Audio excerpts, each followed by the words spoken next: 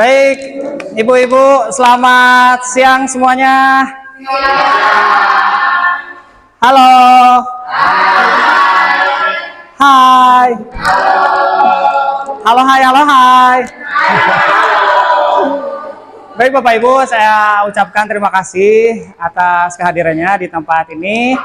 Walaupun cuaca jam segini, panas ya, tapi saya apresiasi sekali atas kedatangan Ibu, semangat sekali untuk mengikuti diseminasi atau pengimbasan atau penyebaran pemahaman tentang budaya positif ya.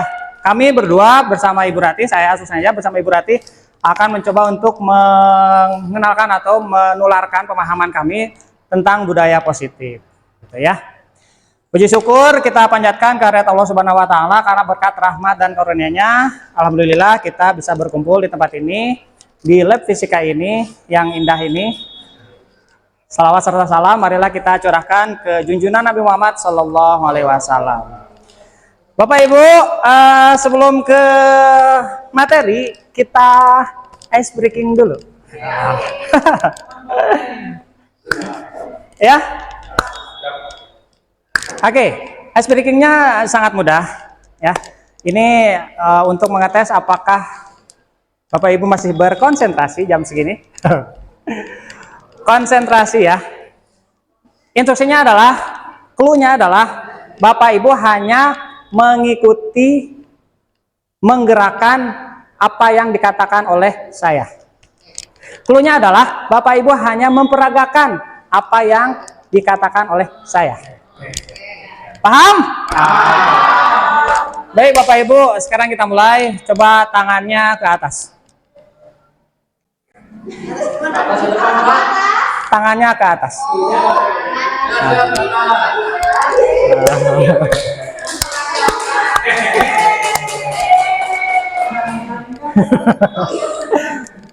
Bagi yang ke atas berarti bagus, konsentrasi ya.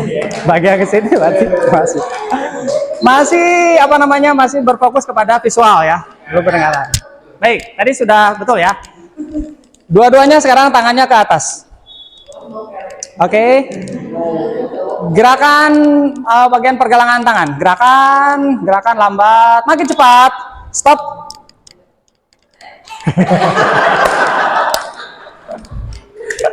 Masih ada yang mengikuti. Oke, masih di sini. Kita lanjut. Masih digerakkan, putar, cepat, pegang dagu.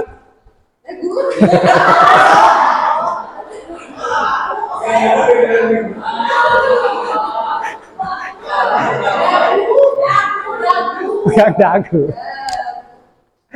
Sekali lagi, kayaknya sudah mulai fokus nih. Sekali lagi, putar cepat, pegang telinga. Oh, benar. Terima kasih Bapak Ibu. Baik, itu adalah untuk menguji konsentrasi kalian, konsentrasi Bapak Ibu untuk ke peserta didik juga bisa ya. Dikala peserta didik itu hanya fokus visual saja, tidak mendengarkan. Nah, itu tandanya dengan ice breaking seperti itu bisa dilakukan. Baik, Bapak Ibu, kita ke materi penyebaran pemahaman dan pengalaman budaya positif modul 4.1 ini juga saya beserta Ibu Rati salah satu tugas dari calon guru penggerak ya, dari pendidikan guru penggerak, bahwa saya harus menyebarkan pemahaman kami mengenai budaya positif ya. Dan harapannya Bapak Ibu dan kita semua juga bisa mengaplikasikan ke peserta didik di kelas ataupun di sekolah seperti itu ya. Mudah-mudahan. Oke, baik. Di sini adalah konsep topik inti budaya positif. Ada 7 konsep yang akan kali ini kita sampaikan. Yang pertama adalah perubahan paradigma belajar. Yang kedua adalah disiplin positif dan nilai-nilai kebajikan universal. Yang ketiga adalah teori motivasi, hukuman, dan penghargaan, dan restitusi. Yang keempat adalah keyakinan kelas.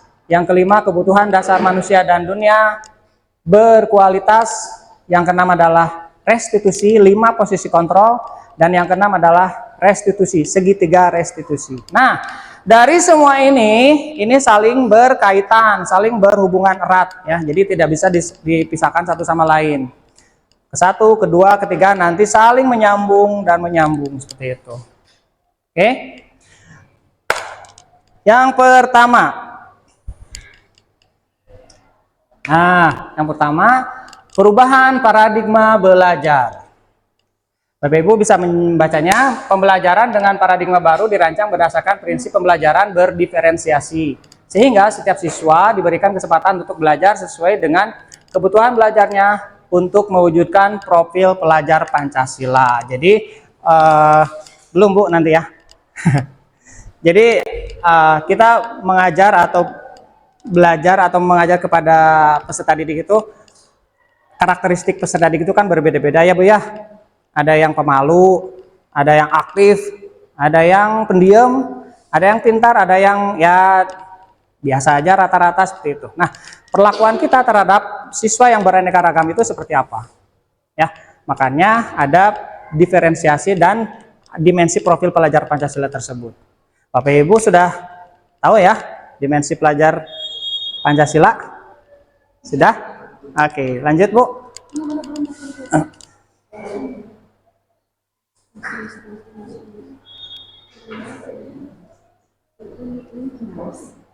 Nah, ini adalah dimensi profil pelajar Pancasila. Ya, yang pertama adalah ada beriman, bertakwa kepada Tuhan Yang Maha Esa, dan berakhlak mulia. Ya, jadi diharapkan karakter peserta didik yang satu ini religius, ya, beriman, bertakwa kepada Tuhan Yang Maha Esa. Yang kedua adalah berkepentingan global. Yang ketiga adalah gotong royong. Yang keempat kreatif, bernalar kritis dan mandiri. Oke, baik Ibu.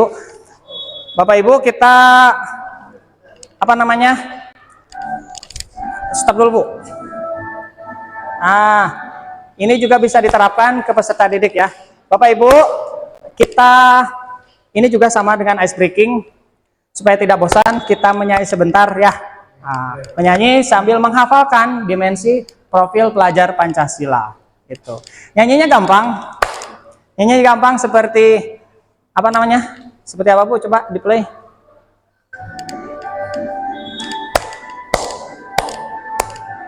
Nyanyi apa itu Bu? Nyanyi apa itu Bu?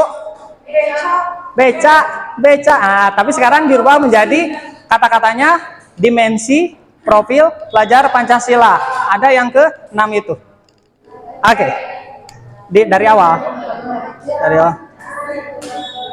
Siap ya Bu ya?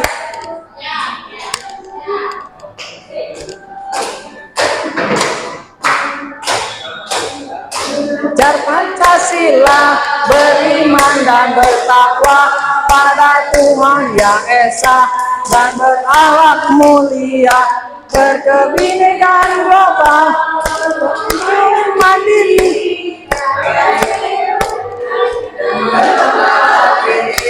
Luar biasa. Beriman dan bertakwa pada Tuhan Yang Esa, dan berakhlak mulia, berkebinekaan global, mandiri.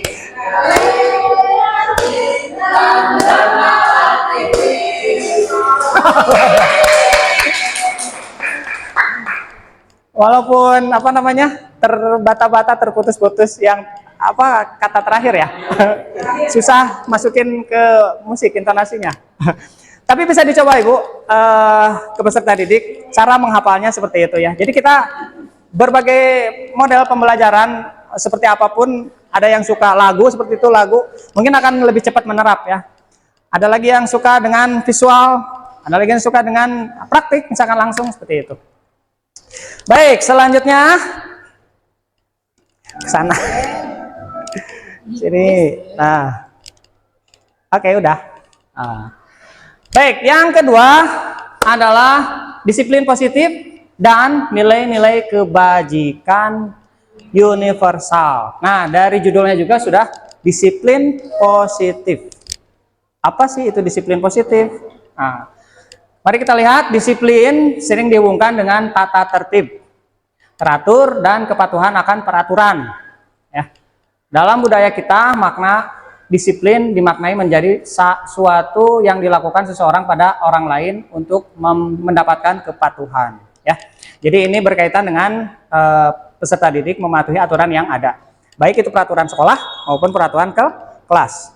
Baik itu peraturan kelas maupun peraturan mata pelajaran masing-masing. Ya, jadi berbeda-beda.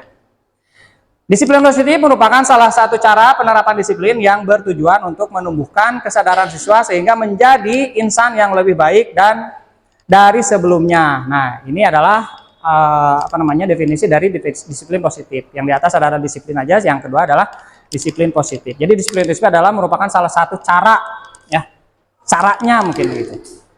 Nah, ini juga nanti akan berkaitan terus dengan materi-materi yang akan kita yang akan dipaparkan nanti sampai ke poin yang ke-7. Disiplin positif itu. Baik, Ibu lanjut. Nah, nilai-nilai kebajikan universal. Apa itu nilai-nilai kebajikan universal? Adalah sifat-sifat positif manusia yang merupakan tujuan mulia yang ingin dicapai setiap individu. Sifat-sifat yang mulia. Sifat-sifat yang mulia, coba. Sampai sifat-sifat yang mulia dulu. Sifat-sifat yang mulia itu dari peserta didik itu contohnya apa sih, Bu? Yang pertama, contohnya adalah jujur. Tanggung jawab, betul. Menghargai, betul. Apalagi? Toleransi. Ya, itu adalah sifat-sifat mulia yang dimiliki oleh bukan hanya peserta didik tapi manusia, ya. Nilai-nilai tersebut bersifat universal, artinya luas, ya, dan lintas bahasa, suku bangsa, agama maupun latar belakang. Contohnya tanggung jawab, saling menghormati juga tidak terbatas oleh hanya ke agama A doang, agama B saja, gitu. Enggak, ya, tapi universal, gitu. Oke, lanjut. Nah, ini adalah contoh nilai-nilai kebajikan universal. Salah satunya adalah kepedulian, rajin, integritas, rasa hormat, keterusterangan, keberanian, dan selanjutnya. Masih banyak. Mungkin dari sekian ini mungkin Bapak Ibu yang ada, ini mah nggak ada di sini, tapi ada nih sifat-sifat mulia lagi selainnya ini ada, boleh, ya. Yang penting itu sifat-sifat mulia itu bisa diterapkan di sekolah ataupun lingkungan masyarakat. Oke, lanjut Ibu.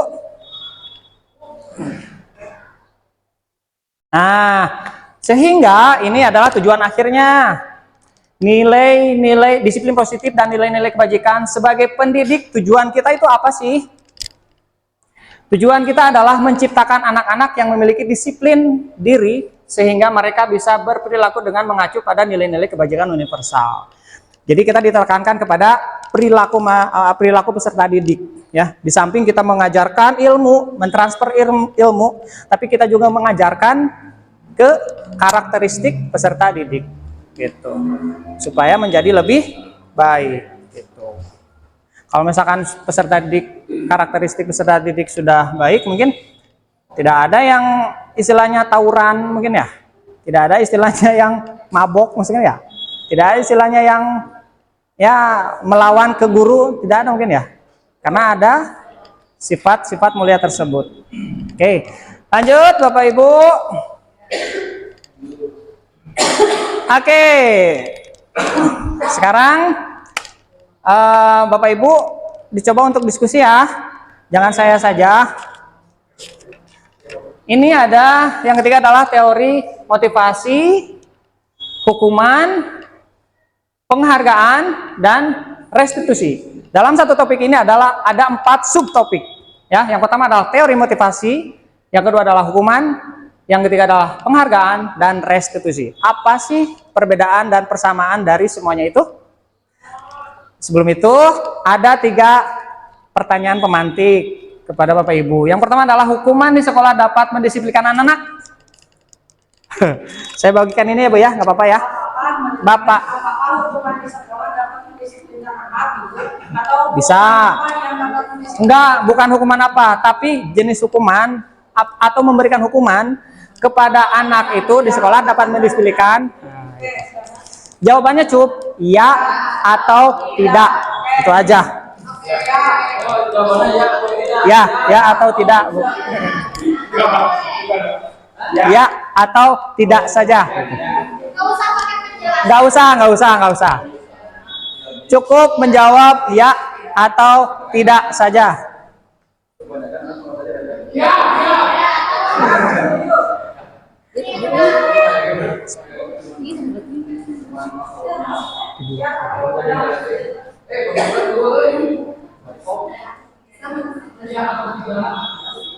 Selamat datang Bapak Ajis. Sungguh kehormatan Bapak Ajis datang di forum ini. Salam olahraga.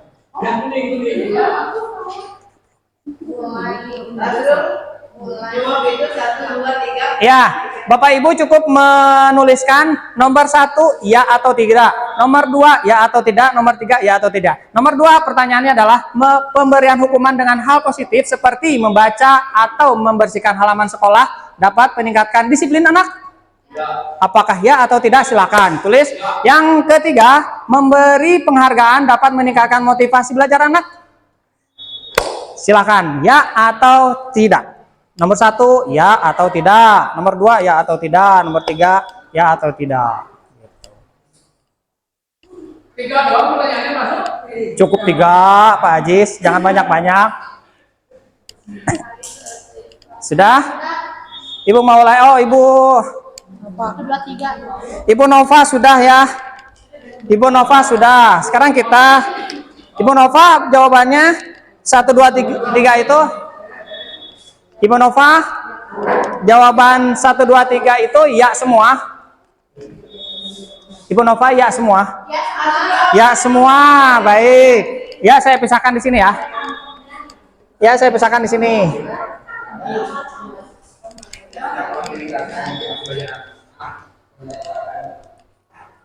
Ya saya pisahkan di sini. Ibu Nova telah menjawab dari ketiga ini.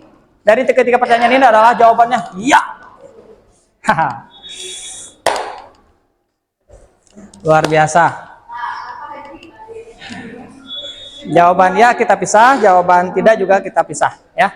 Jadi ada berapa yang memilih jawaban ya dan ada berapa yang memilih jawaban tidak.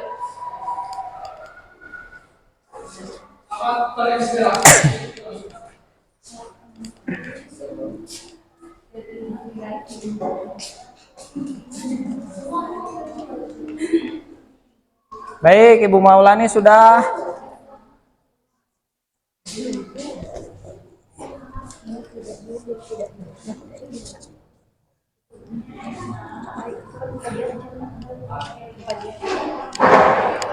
Bapak, sungguh kehormatan ada Bapak Wakil Kepala Sekolah Kesiswaan.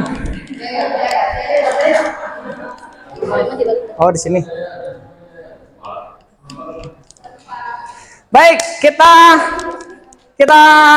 bacakan dulu ya sebelum pembahasannya. Ya atau tidak jawabannya kita bahas dulu. Kita bacakan dulu. Yang pertama adalah jawabannya nomor 1, 2, 3 itu ya semua. 1 kita ambil. Yang kedua, jawaban 1, 2, 3 ya semua. Ambil. Ini juga ya semua 1, 2, 3. Jawabannya 1, 2, 3 pertanyaan. Jawabannya ya semua. Ini iya semua lagi. Udah berapa? 1, 2, 3, 4, 5 orang. Selanjutnya ya karena anak takut. Ya. Nomor 3 jawabannya ya tentu saja. 6. Yang ke-7 ya semua. Yang ke-8 bisa ya, bisa juga tidak. Bisa ya, bisa tidak. Yang nomor 2 ya. Nomor 3 ya. Berarti ini ada 1 jawaban yang bisa ya, bisa tidak. Ngambang. Ini jawaban dari Pak Waka nih. Oi. Jawabannya tidak. Jaya. Oi. Nomor 2 jawabannya ya. Nomor 3 jawabannya ya. Berarti kebanyakan ya. Nih. Selanjutnya jawaban nomor 1 ya. Jawaban nomor 2 tidak. Jawaban nomor 3 iya. Berarti 2/1 iya. Berarti. Selanjutnya jawaban nomor 1 iya. Nomor 2 tidak. Nomor 3 iya. Selanjutnya jawaban nomor 1 tidak. Nomor 2 iya. Nomor 3 iya. Ya, jadi bervariasi ya. Tidak apa-apa. Bapak Ibu, terima kasih atas jawabannya. Begitupun kepada peserta didik ya. Walaupun kita memberikan pertanyaan, peserta didik itu pasti merespon dengan jawaban-jawaban yang beraneka ragam. Begitupun Ibu, Bapak Ibu juga ada beraneka ragam, ada yang menjawab ya, ada yang jawab tidak. Oke, baik. Kita lihat jawabannya. Kita lihat pembahasannya. Next. Baik. Nah, dari sini sudah kelihatan sedikit tapi ya. Belum sepenuhnya. Teori motivasi. Yang pertama tadi berarti ada 4. Sekarang yang pertama adalah teori motivasi. Motivasi itu apa sih? Motivasi itu adalah dorongan ya. Dorongan. Motivasi merupakan dorongan yang timbul pada diri seseorang secara sadar atau tidak untuk melakukan suatu tindakan dengan tujuan tertentu. Ya, itu adalah motivasi. Teori motivasinya. Sekarang ada 3 bagan di sini. Warna hijau, warna kuning, warna biru. Nah, ini biru. Biru ya? Ungu. Oh. Udah siang.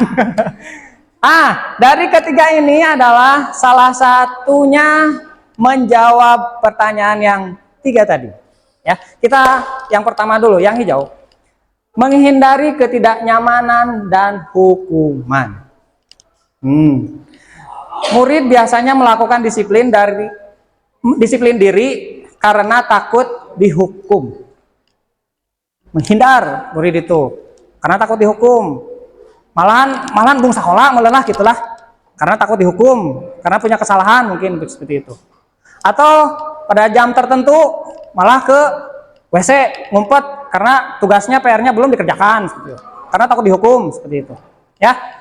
Nah, motivasi yang seperti ini yang timbul pada peserta didik ini adalah motivasi dari luar atau motivasi ekstrinsik. Artinya dari luar, ada hukuman yang menakut-nakuti dirinya.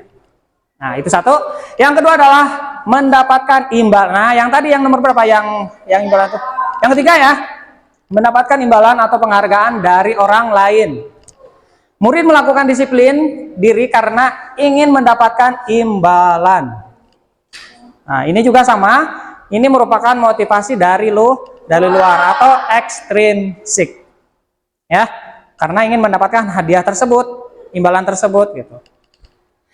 Sekarang yang 3 adalah yang gambar ungu. Menghargai diri sendiri dengan nilai yang mereka percaya. Murid melakukan disiplin diri karena sadar akan nilai kebajikan. Nilai kebajikan itu yang tadi itu ya, yang kepedulian, saling hormat menghormati seperti itu pada dirinya. Ini merupakan motivasi yang intrinsik. Ini merupakan tujuan dari disiplin positif. Kembali ke awal yang tadi disiplin positif.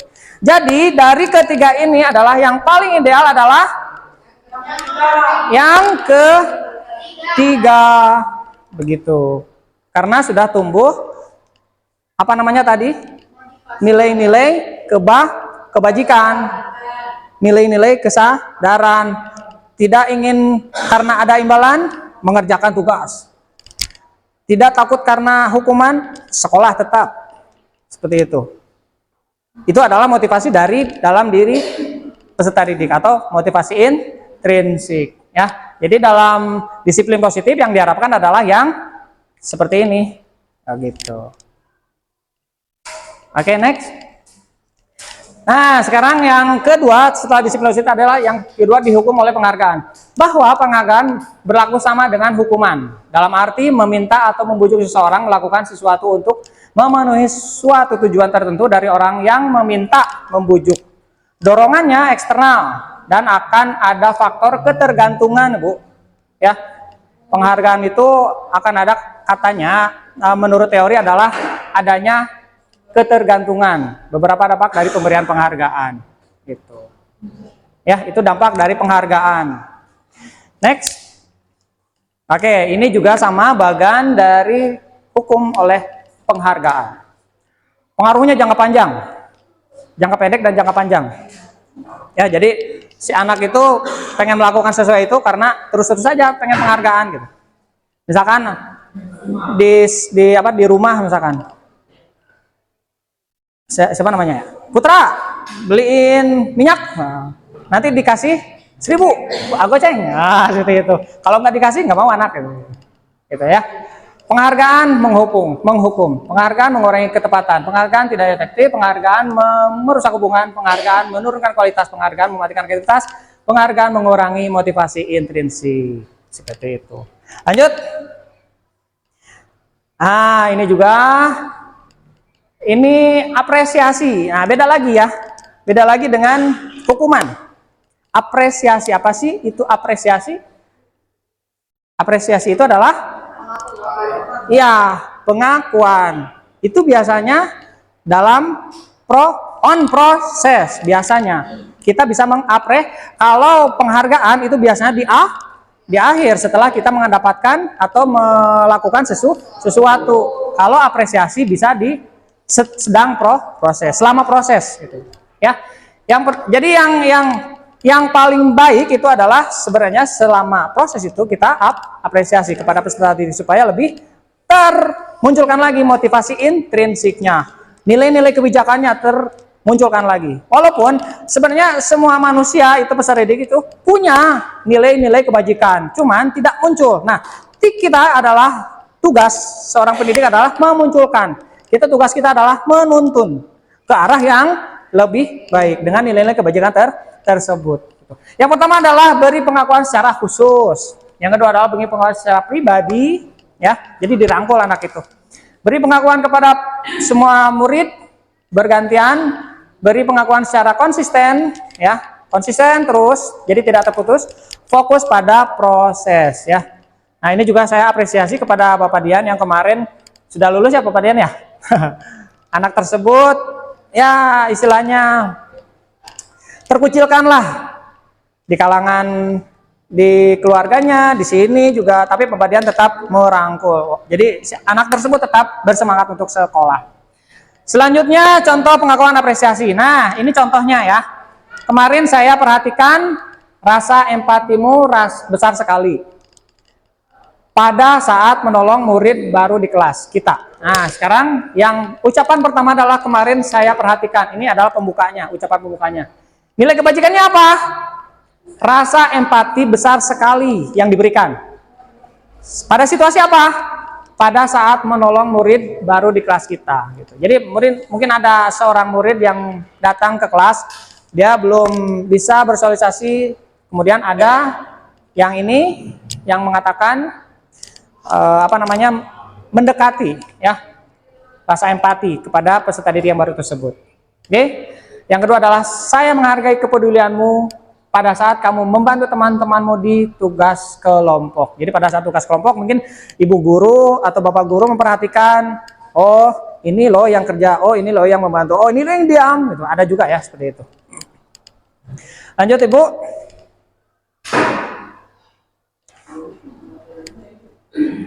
Oke, sekarang kita supaya tidak bosan lagi. Bu sticky note masih ada, Bu? Ya. Kita bagikan lagi ya. Di sini ada 7 kolom. Ya, ada 7 pertanyaan. Bapak Ibu cukup menuliskan apakah ini tindakan guru. Misalkan nomor 1, mencatat 100 kali di dalam buku kalimat saya tidak akan terlambat lagi karena terlambat ke sekolah. Hukuman atau konsekuensi. Kemudian Bapak Ibu bisa menuliskan nilai kebajikan apa yang tertera pada kalimat tersebut. Ya, seorang 1. Hah? 1 soal? Ini ada 7. Ada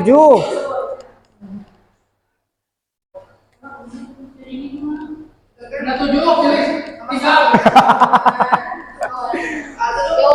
pilih 3. Bapak Ibu hanya menuliskan hukuman atau konsekuensi gitu. Ya, cukup hukuman atau konsekuensi. Kemudian Bapak Ibu juga bisa menuliskan nilai kebajikan apa yang ada pada kalimat tersebut gitu. Nanti kita bahas. Contohnya gimana nilai kebajikan? Contoh, nanti itu kan jawaban itu mah. Ya udah satu aja. Aduh, tiga kalau banyak.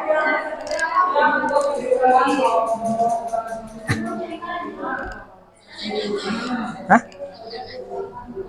3 aja Bapak Ibu, boleh memilih yang mana aja, 3 aja, ya biar sedikit. 3 aja. Nomor 1 sampai 3 aja, itulah sok. Nomor 1, 2, dan 3. Kalau terlalu banyak ke bawah. Nomor 1, 2, dan 3. Apakah termasuk ke hukuman atau konsekuensi? Nomor 1, 2, dan 3.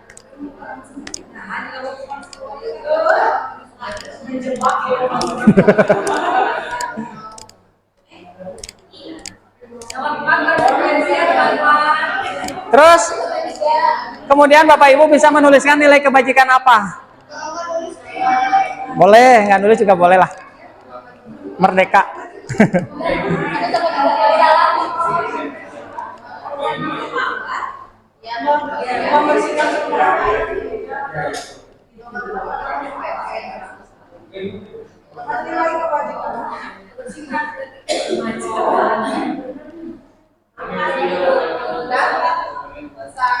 Sudah, baik.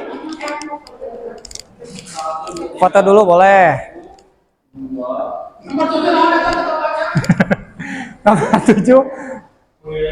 Murid berlari mengelilingi lapangan basket 2 kali karena terlambat 10 menit pelajaran PJOK. Mana? Lari mengelilingi 2 kali. Ini mah terlambat hadir.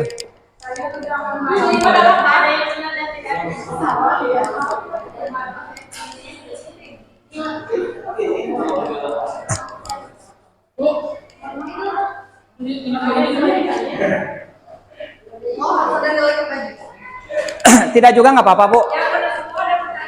Tidak juga nggak apa-apa. Tidak juga tidak apa-apa, ya.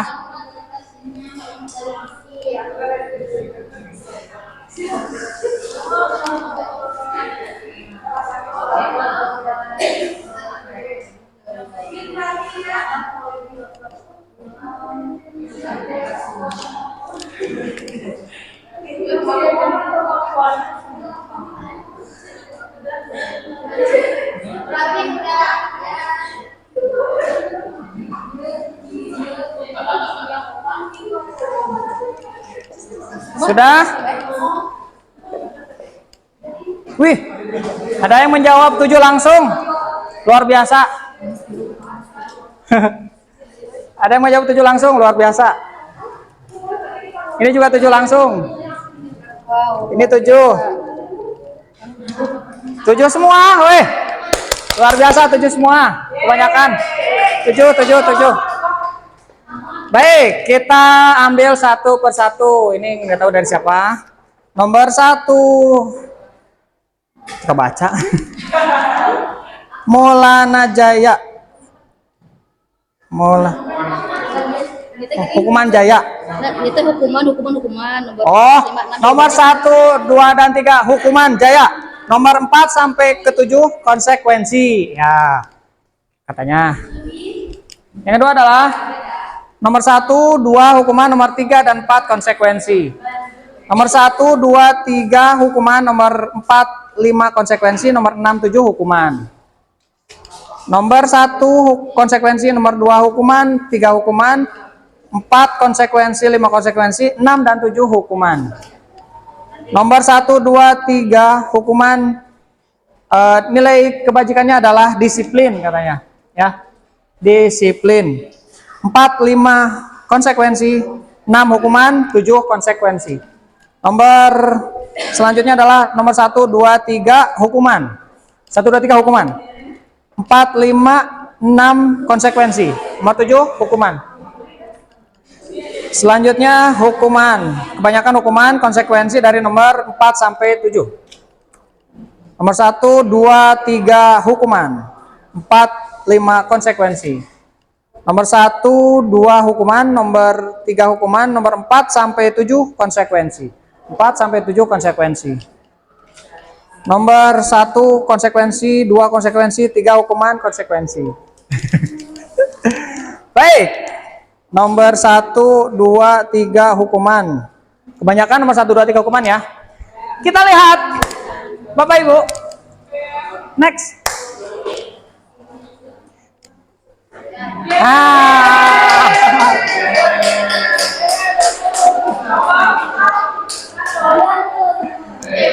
Ke-1, ke-2, ke-3 itu hukuman untuk dulu.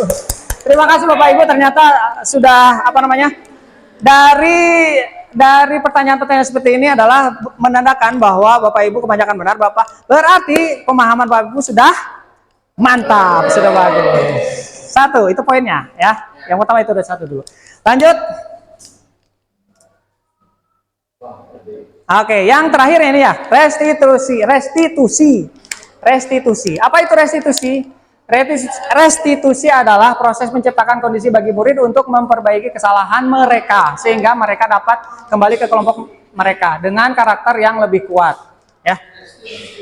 Jadi proses menciptakan kondisi bagi murid untuk memperbaiki kesalahan mereka. Jadi bukan dari hukuman, bukan dari penghargaan, tapi bukan dari ekstrinsik, tapi dari restitusi.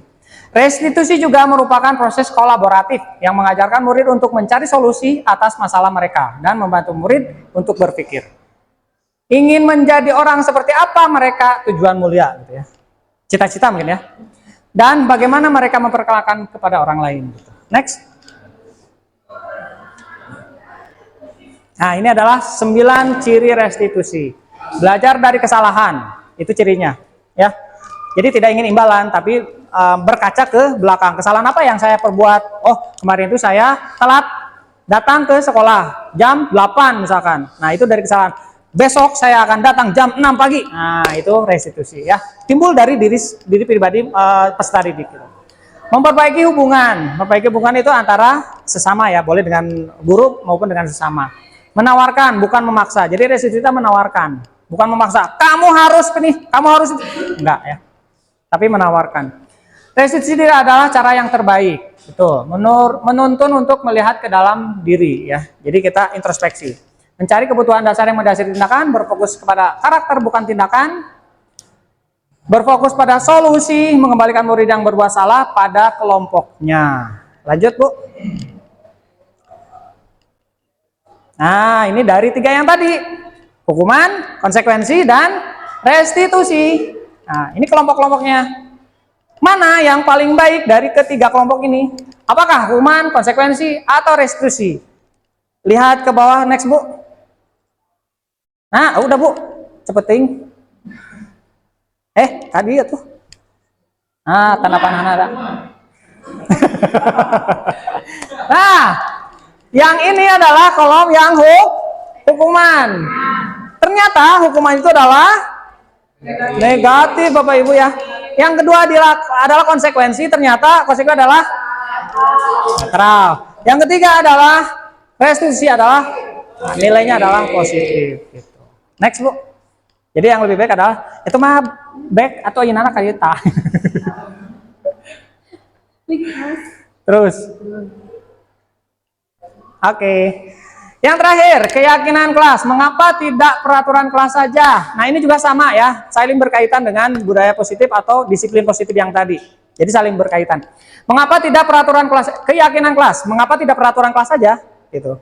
Mengapa harus keyakinan kelas? Dan bagaimana menentukan atau membentuk keyakinan kelas tersebut? Mengapa? Jangan dulu next.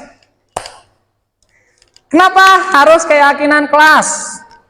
Kenapa enggak peraturan kelas? Oke, Ibu Maulani, mangga dipersilakan. Ya, kenapa harus keyakinan bukan Burak kok. keyakinan itu muncul dari dirinya sendiri. Muncul dari dirinya sendiri, betul.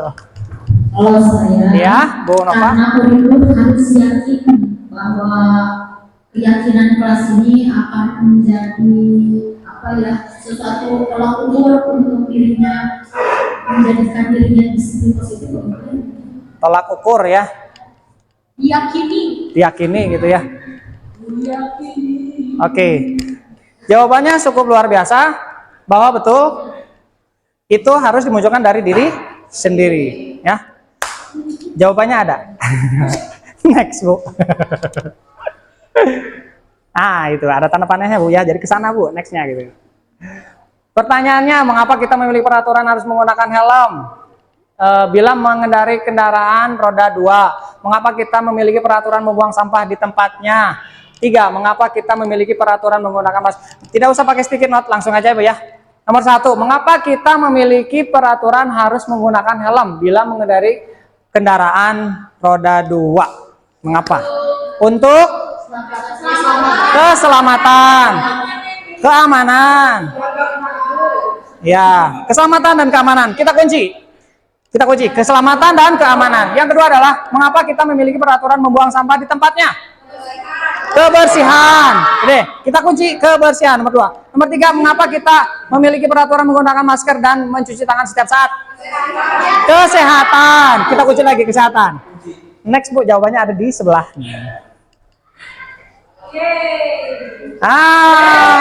Keselamatan, kebersihan, dan kesehatan. Ya. Jawabannya sungguh luar biasa, betul. Berarti, wah, pemahaman Bapak Ibu sudah bagus, sudah luar biasa ya. Luar biasa Bapak Ajis. Nilai-nilai keselamatan. Nah, yang jawaban Bapak Ibu sebutkan tadi adalah nilai-nilai keselamatan, kebersihan, dan kesehatan. Inilah yang disebut sebagai keyakinan, yaitu nilai-nilai kebajikan. Balik lagi, kebajikan universal. Jadi balik lagi ke materi yang sebelumnya. Jadi kata saya bilang tadi saling berkaitan gitu. Yang disepakati secara tersirat dan tersurat untuk mendukung motivasi intrinsik, kembali ke nilai-nilai keyakinan karena akan menggerakkan seseorang dibandingkan mengikuti. Nah, seperti itu ya Bapak Ibu. Bapak Ibu, alhamdulillah saya lega sekali karena Bapak Ibu menjawab dengan benar, berarti menandakan bahwa Bapak Ibu sungguh sudah memahami dengan betul ya. Oke, untuk materi saya cukup sekian. Untuk materi selanjutnya akan dipandu oleh Ibu Ratih. Terima kasih. Wassalamualaikum warahmatullahi wabarakatuh.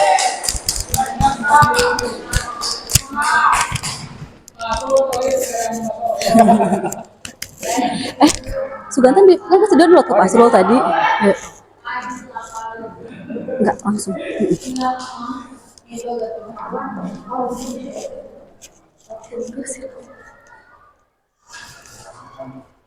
Sini. Sebelah sini aja tuh.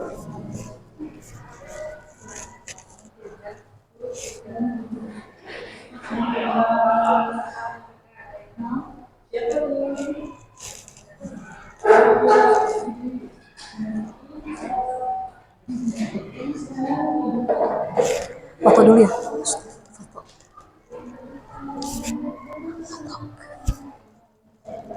Ya, assalamualaikum warahmatullahi wabarakatuh. Oke. Selamat siang Bapak Ibu guru hebat. Masih semangat? Semangat. Ya, izinkan saya untuk menyampaikan materi lanjutan setelah Pak Asrul. Oke, Pak Asrul lanjut. Ya, lanjut aja. Nah, pembelajaran dengan paradigma baru. Pembelajaran dengan paradigma baru dirancang berdasarkan prinsip pembelajaran berdiferensiasi sehingga setiap siswa diberikan kesempatan untuk belajar sesuai dengan kebutuhan belajarnya untuk mewujudkan profil pelajar Pancasila.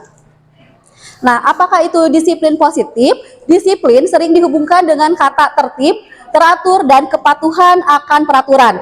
Dalam budaya peraturan, disiplin dimaknai menjadi suatu yang dilakukan seseorang untuk mendapatkan kepatuhan. Kemudian sebagai pendidik, tujuan kita adalah menciptakan anak-anak yang memiliki disiplin diri, sehingga mereka bisa berperilaku dengan mengacu pada nilai-nilai kebajikan universal dan memiliki motivasi intrinsik dan bukan ekstrinsik.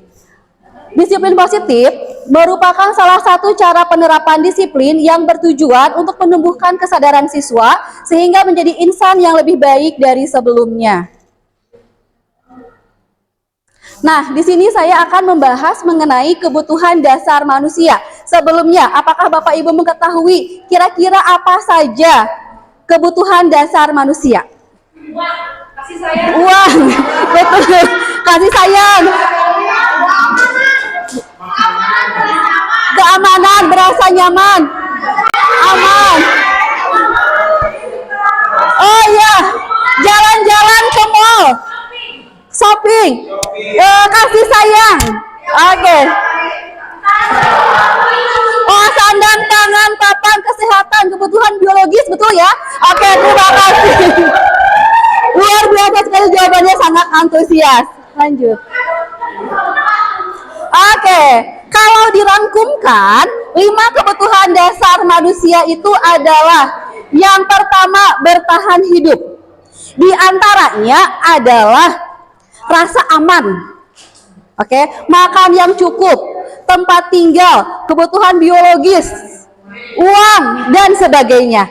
Bapak Ibu bayangkan, kalau misalnya kebutuhan dasar nomor 1 tidak terpenuhi, misalnya tidak ada rasa aman ketika datang ke sekolah karena siswa itu dibully sama temannya, pasti siswa tersebut akan melakukan tindakan yang berbeda dari temannya. Misalnya dia murung, dia juga misalnya sendirian gitu ya, karena ada rasa aman penuhi. Kemudian yang kedua, di rumahnya tidak masak orang tuanya gitu ya, sehingga ketika jam pertama peserta didik bukannya ke kelas tapi malah ke kantin karena ada kebutuhan dasar yang belum terpenuhi. Oke, yang kedua adalah kasih sayang atau rasa diterima. Tidak hanya anak, Bapak Ibu, kita juga ingin rasa diterima oleh lingkungan, betul ya? Nah, di kelas peserta didik juga ingin diterima. Jadi sebaiknya kita tidak pilih-pilih peserta didik. Misalnya kita hanya fokus kepada siswa yang pinter-pinter saja. Jangan. Siswa yang cenderung cuek pun dalam hatinya pasti ingin diterima.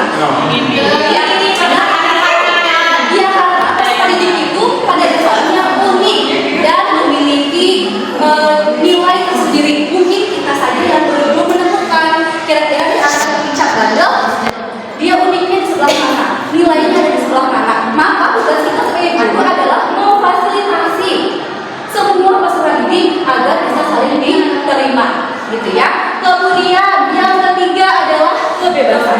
Bebas di sini bukan berarti tidak ada kontrol. Kebebasan di sini misalnya bebas dalam berekspresi, kemudian bebas mengatakan pilihan dan bisa bertanggung jawab, mengeluarkan pendapat dengan rasa percaya diri. Kemudian kalau di kelas seperti apa, Bapak Ibu guru bisa metode ngajar yang beragam, gitu ya, sehingga kebutuhan peserta didik akan kebebasannya itu terpenuhi. Jadi tidak, misalnya kalau anaknya pengen jadi luar dari belajarnya, gitu ya, kita penuhin juga. Jadi tidak selalu di dalam kelas. Kemudian masalah tugasnya kita akan menyediakan berbagai pilihan tugas, gitu ya, tergantung dari kebutuhan peserta didik itu sendiri. Seperti kita tidak bisa memaksa ikan untuk manjat pohon, nggak akan bisa Bapak Ibu. Jadi kita sebaiknya memberikan pilihan tergantung dari kemampuan peserta didik itu sendiri. Kemudian yang keempat adalah Ibu, yang keempat adalah kesenangan. Kesenangan di sini mungkin kalau bagi ibu-ibu adalah jalan-jalan, gitu ya, me time dengan rebahan, nonton drakor, gitu ya. Tapi untuk peserta didik adalah kita tidak usah ragu-ragu untuk menyelipkan misalnya ice breaking, kemudian kita bercanda sebentar dengan peserta didik. Karena kalau misalnya suasana kelasnya sudah menyenangkan, insya Allah nanti peserta didik pun akan mengerjakan tugas dengan penuh semangat. Kemudian penguasaan yang terakhir. Di sini peserta didik ingin didengarkan, ingin diakui kemampuannya. Jadi kita memberikan kesempatan kepada peserta didik untuk untuk menentukan pilihan yang penting. Apalagi kalau usianya remaja, pasti ingin didengar pendapatnya, gitu ya. Oke, Bapak Ibu, kenapa ini penting? Kita mengetahui kalau misalnya kita menemukan peserta didik di sekolah yang melakukan pelanggaran, tidak memunculkan nilai-nilai kebajikan, ini merupakan dasar agar kita tahu apa yang menyebabkan peserta didik tersebut melakukan kesalahan. Kita lihat latar belakangnya apa yang ingin dia capai. Misalnya, kalau misalnya anak tersebut telat ke sekolah, nah kita jangan langsung memarahi anak tersebut.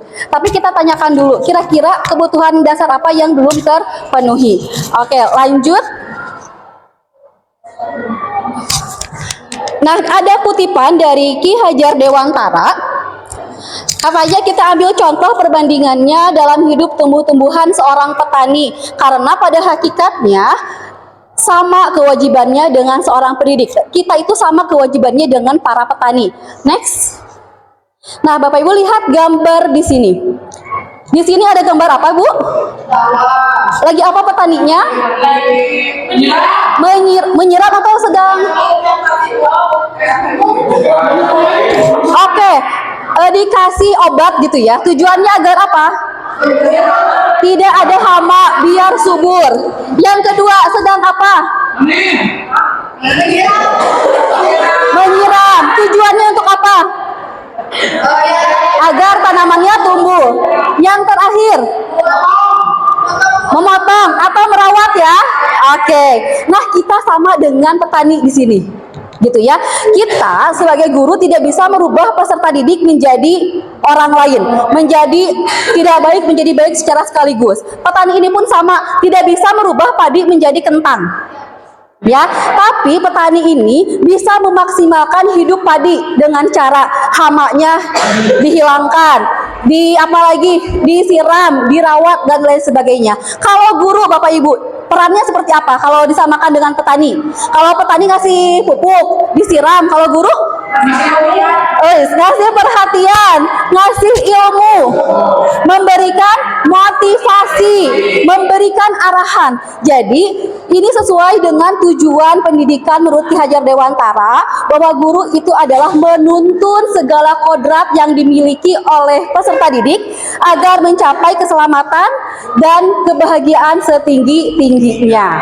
Oke, lanjut. Nah, 5 dasar ini bukan kata Ki Hajar ya, kalau yang ini. Ini adalah menurut William Glasser pada bukunya Choice and Theory. Jadi, seluruh tindakan manusia memiliki tujuan tertentu untuk memenuhi kebutuhan dasarnya. Oke. Materi yang kedua ini adalah posisi kontrol. Ada sebagai penghukum, pembuat merasa bersalah, teman, pemantau, atau manajer. Ini apabila kita dihadapkan kepada peserta didik yang melanggar aturan. Bapak Ibu kira-kira pernah ada di posisi yang mana? Teman. Apalagi ada sebagai pernah tidak menjadi penghukum? Pernah. Teman. Pembuat merasa bersalah. Pemantau? Manajer. Oke. Semuanya pernah, tapi nanti kita akan pelajari mana yang paling ideal dari kelima ini. Oke, selanjutnya ini adalah ada contoh dari penghukum. Biasanya kalau penghukum akan melotot Bu gurunya. Suaranya keras, ditunjuk, menghardik, maneh itu naon. Wah, itu adalah penghukum. Kamu selalu saja salah, kamu tidak boleh tawuran. Ini adalah kasusnya tawuran ya Bapak Ibu. Kamu membersihkan WC di sekolah, itu berarti ada hukuman juga. Jadi di sini sebetulnya kurang baik karena peserta didik malah akan berontak, ya, malah akan dendam ke guru tersebut kalau kita memposisikan diri sebagai penghukum. Yang kedua, membuat merasa bersalah. Di sini nadanya santai, nadanya slow. Misalnya, ibu sangat kecewa sekali dengan kamu. Berapa kali ibu harus bilang agar kamu nurut? Ibu nanti kalau ditegur sama kepala sekolah, nanti ibu bagaimana menjawabnya? Jadi kita membuat peserta didik itu merasa bersalah. Tapi ini pun kurang bagus karena peserta didik itu akan merasa bersalah dan tidak keluar emosinya. Jadi kita tuh seperti disalahkan oleh guru tersebut karena si wali kelas itu misalnya akan ditegur oleh kepala sekolah gitu ya. Kemudian sebagai teman, berarti posisinya guru dan murid di sini dekat gitu ya. Dihadapinya juga dengan cara santai, ngobrol, bahkan ada bercanda di sini. Ya sudah, ini tidak apa-apa, nanti ibu bantu bereskan masalahnya dan jangan diulangi lagi ya demi ibu. Nah, kalau ada yang mengatakan kalimat seperti ini, berarti guru tersebut memposisikan sebagai teman. Kemudian pemantau. Kalau pemantau dia memunculkan data. Misalnya ada anak yang kesiangan. Ada asup sekolah itu jam sabaraha misalnya. Jam 7. Iya jam sabaraha. Berarti kan ada data yang dikeluarkan gitu ya. Kemudian biasanya si guru tersebut mukanya datar aja, tidak dengan emosi, tapi memunculkan data gitu ya. Kemudian nanti juga di sini dikasih hukuman. Yang terakhir, manajer. Gitu ya. Manajer di sini berarti ini ngobrol antara guru dan murid, obrolannya cukup panjang, kemudian ditanya, apakah kamu tahu kesalahan kamu? Kira-kira bagaimana kamu memperbaiki kesalahan tersebut? Nah, yang paling ideal dari kelima ini adalah yang manajer, karena kita membantu siswa untuk berefleksi, kemudian sama-sama mencari solusi dari sebuah permasalahan. Jadi di sini tidak ada proses menghukum. Jadi di sini siswa akan sadar. Jadi kalau kesiangan tema, siswanya kalau kita ajak ngobrol, "Kumaha atuh ngameh teu kasiangan? Bu, gimana kalau saya pasang alarm?" "Oh iya, itu bagus sekali." Nah, ada obrolan seperti itu. Jadi insya Allah dengan ini motivasi intrinsiknya akan muncul. Yang terakhir, segitiga restitusi. Segitiga restitusi ini adalah sebuah dialog antara guru dengan siswa, terutama kalau siswanya juga memiliki suatu masalah. Yang pertama adalah yang paling bawah dulu, menstabilkan identitas dulu. Yang kedua, kita validasi dulu tindakan yang salah. Yang terakhir adalah menanyakan keyakinan. Ini adalah yang harus kita lakukan kepada murid. Tahapannya menstabilkan identitas. Seperti apa menstabilkan identitas? Misalnya kita semua akan melakukan hal yang mana ya? Oke, kita semua akan melakukan hal yang terbaik yang bisa kita lakukan. Atau gini, kalau siswa kesiangan, mungkin kita juga bisa ngajak ngobrol di Google, betul pernah kesiangan. Jadi kita seperti